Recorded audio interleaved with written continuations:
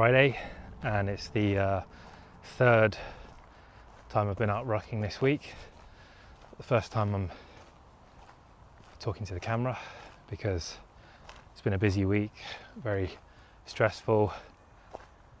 I've got builders in my house doing some renovation work, and every day there's problems coming up from, well, bad designs, architects and structural engineers messing things up, and constant headache, a lot of stress, and not been in the mood to make a video. But today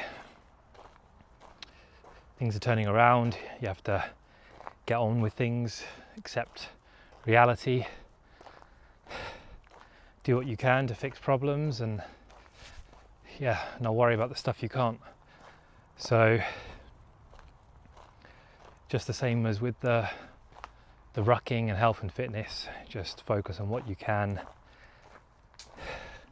control and what you can take action with, and accept the rest and get on with your life.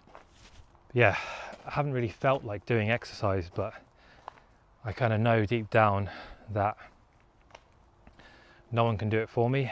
I have to carry on even when other things are going on in life. You can't let that be too much of a distraction from the things that are really important, which is looking after yourself and your health and well-being. You kind of have to prioritize yourself a bit, otherwise you can just get caught up in all of the other stresses and responsibilities that you have. So no one's gonna carry the weight for you. You have to carry the weight yourself, and no one's gonna do the rucking for me. No one's gonna put the backpack on and carry it for me, and if they do, they're gonna get the benefits. So it's only 3 hours a week, 4 hours a week of exercise out of all the hours that there are. It's not a lot.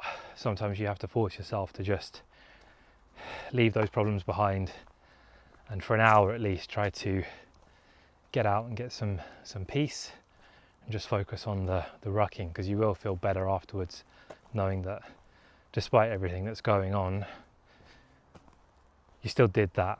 You still made progress towards your goals. So that's why I'm out today again and decided make a video, because still got to carry on. Like, it can't all stop. If you're out there looking to improve your health and start rucking, you can get all the advice and inspiration and help in the beginning in terms of learning what you need to do and learning why it's good for you and all that, figuring out what equipment you want to use maybe, but ultimately in the end it's you who has to put the backpack on and go out and do all the steps, do the kilometers, and not just do it once.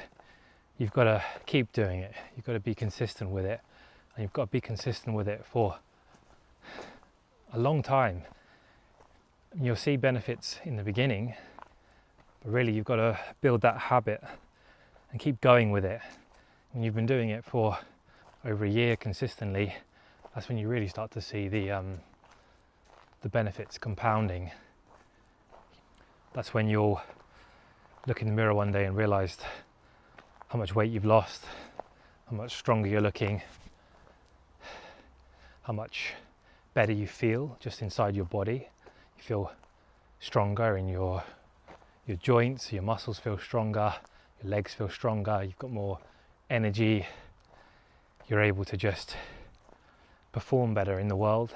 And then also, rucking is really good for building up your mental resilience, that ability to just push through uncomfortable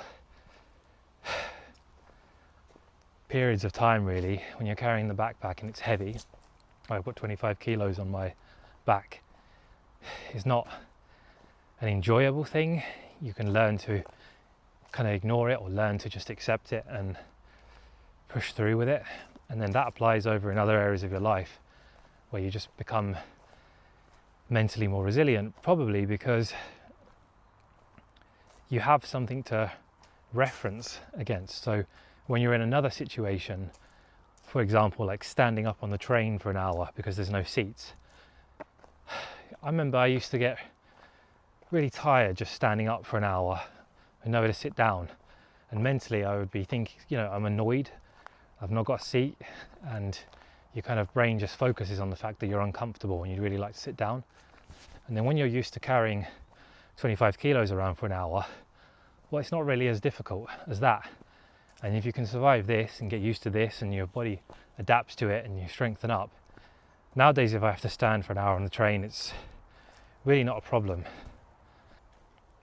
So yeah, it's not good enough to just own all the equipment and buy all the stuff and have a gym membership and buy the rucking bag or buy a set of weights. You have to actually use them, and you have to use them consistently, and you have to do it for a decent amount of time so that you start to see the benefits. And then when you do start getting those benefits, that positive feedback kind of loops back into your motivation to keep going and keep progressing. And what I like about rucking is I try to remind myself every time I go out that every time I go out rucking, it's me taking ownership for my own health and well-being, and it's me being responsible for those things, knowing that I'm the only person that can do it. I have to keep making good decisions, and rucking is just a really simple and effective way of getting that sort of stuff done. Just put the backpack on and head out of the house, walk away from the house for half an hour.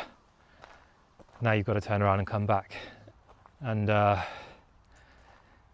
if there is some initial resistance in your mind for not wanting to do it or thinking it's going to be difficult, and you get that kind of voice in your head that's telling you maybe you should stay at home today and not go out, when you overcome that, when you get out and you do the ruck, it's that achievement that builds the resilience. It's overcoming the resistance to doing something that you know is going to be challenging. You do it, you finish it, and when you get back, you've increased your resilience and your capacity to keep doing it again and again in the future. It gets easier the more you do it. And then all that resilience that you're building through rucking really translates into you being a more disciplined person in general. You start to be able to apply that same discipline you built through rucking over to other areas of your life. So in that way, I think that rucking is a lot more than just exercise. It's a way of practicing responsibility that prepares you to just be the kind of person that can get stuff done. Because really, just like we're rucking, no one's going to carry the weight for you, no one's going to transform your body for you, you have to do it yourself. That really is the same in so many other areas of your life. There's certain things, maybe someone's going to come and rescue you, but there's a lot more value in being the kind of person that takes ownership for where they are in life and where they want to be, and gets to work achieving those things. That's why I like rucking, because rucking is difficult, but at the same time it's simple and effective, and I get so much value from it, not just the physical benefits, but all of the mental discipline, resilience building, and character strengthening sides to doing this.